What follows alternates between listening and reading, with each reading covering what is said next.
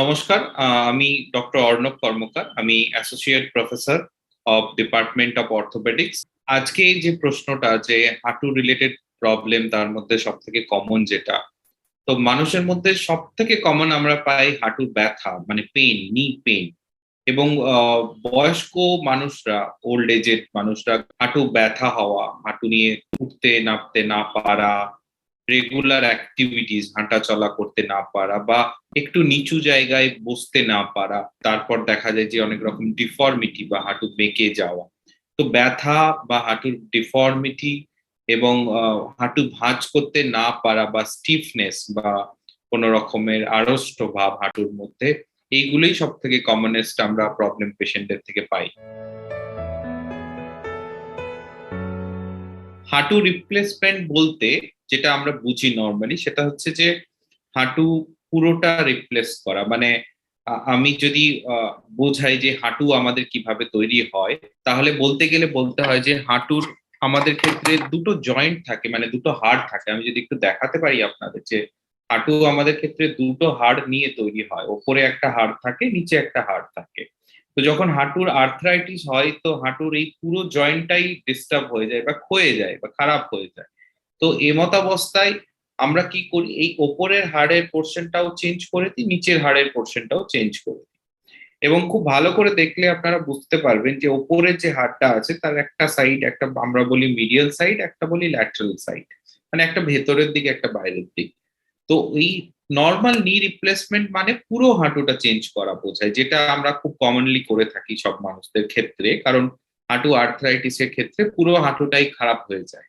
কিন্তু পার্শিয়াল নি রিপ্লেসমেন্ট যেটা হচ্ছে যে অনেক মানুষের ক্ষেত্রে, স্পেশালি ইয়ং বয়সে, কম বয়সের মানুষদের ক্ষেত্রে, তাদের যখন আর্থ্রাইটিসটা শুরু হচ্ছে, তখন কিন্তু পুরো হাঁটুটা খারাপ হচ্ছে না, একটা পার্ট অফ দ্য নি, আইদার মিডিয়াল কম্পার্টমেন্ট বা ল্যাটারাল কম্পার্টমেন্ট, একটা পার্ট খারাপ হচ্ছে।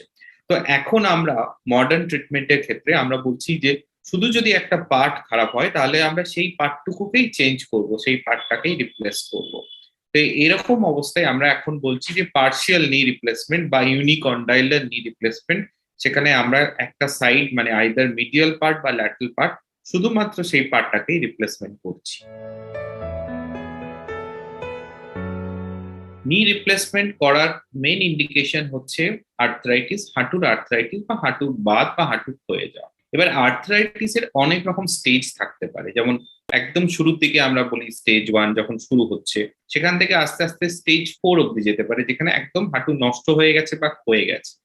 তো একজন মানুষের যখন স্টেজ 4 আর্থ্রাইটিস চলে এসেছে, যখন তার হাঁটুর মোর দেন 75% কার্টিলেজ নষ্ট হয়ে গেছে, বা সে ধরুন তার জীবনের প্রাত্যহিক যে কাজকর্ম, হাঁটা চলা, ওঠা বসা, সিঁড়ি ওঠা নামা কিছুই করতে পারছে না, তো তার লাইফ যখন রেস্ট্রিক্টেড হয়ে যাচ্ছে, বা তার যখন রেগুলার অ্যাক্টিভিটিস গুলো ব্যাহত হচ্ছে, এবং তার সাথে তার যখন হাঁটুর মধ্যে কোনো রকম ডিফর্মিটি, মানে হাঁটু বেঁকে যাওয়া, হাঁটু কোনো রকম ভাবে বিকলাঙ্গ হয়ে যায়, এই ধরনের কিছু জিনিস হয়ে যাচ্ছে, তখন আমরা তাদেরকে বলছি যে নি রিপ্লেসমেন্ট ছাড়া আর অন্য কোনো উপায় নেই।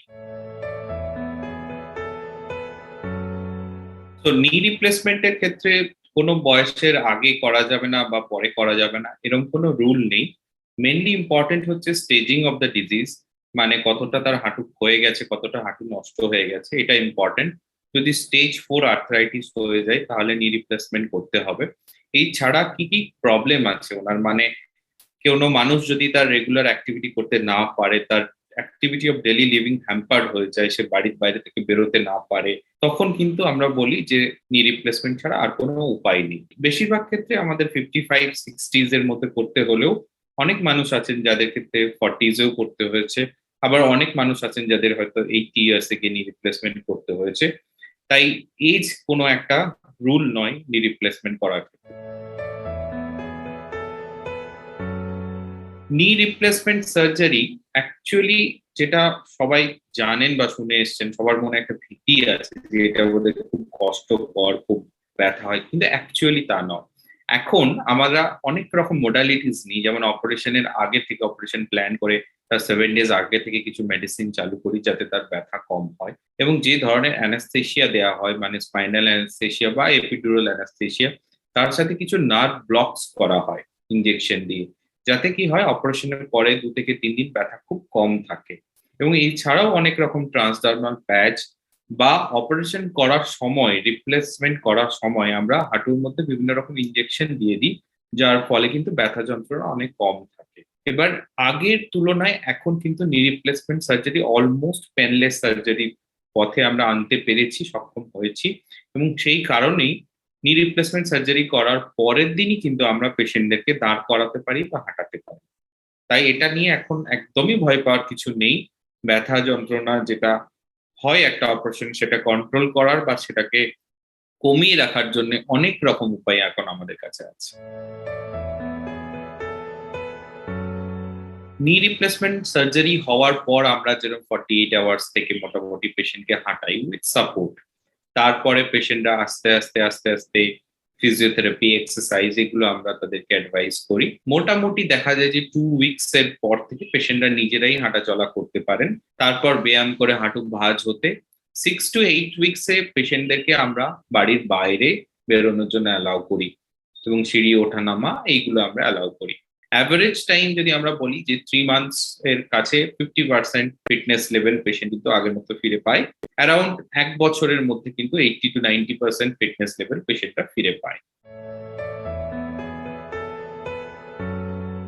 নি রিপ্লেসমেন্ট সার্জারির পরে ফিজিওথেরাপির ভূমিকা খুবই গুরুত্বপূর্ণ, কারণ অপারেশন করে আমরা জয়েন্টটাকে পাল্টে দিলাম, কিন্তু জয়েন্টটা আবার আগের মতো কাজ করবে, তার আশেপাশে মাসেল গুলো আবার আগের মতো কাজ করবে, নার্ভস গুলো আবার আগের মতো কাজ করবে, তাকে তো বোঝাতে হবে, তাকে শেখাতে হবে।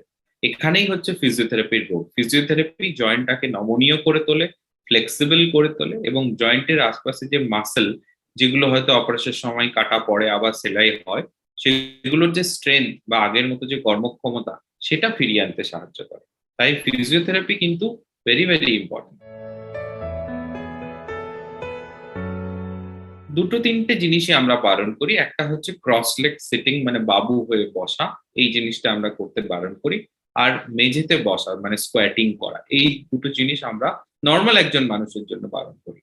আর যারা একটু অ্যাক্টিভ মানুষ তাদের ক্ষেত্রে ধরুন কোথাও জাম্প করা, কোথাও থেকে ঝাঁপানো, লাফানো, এই ধরনের অ্যাক্টিভিটি কিছু আমরা বারণ করি। বাকি এছাড়া সমস্ত কিছু কাজ করা যায়, হাঁটা, চলা, সিঁড়ি ওঠা নামা, এভরিথিং ইজ পসিবল আফটার নি রিপ্লেসমেন্ট।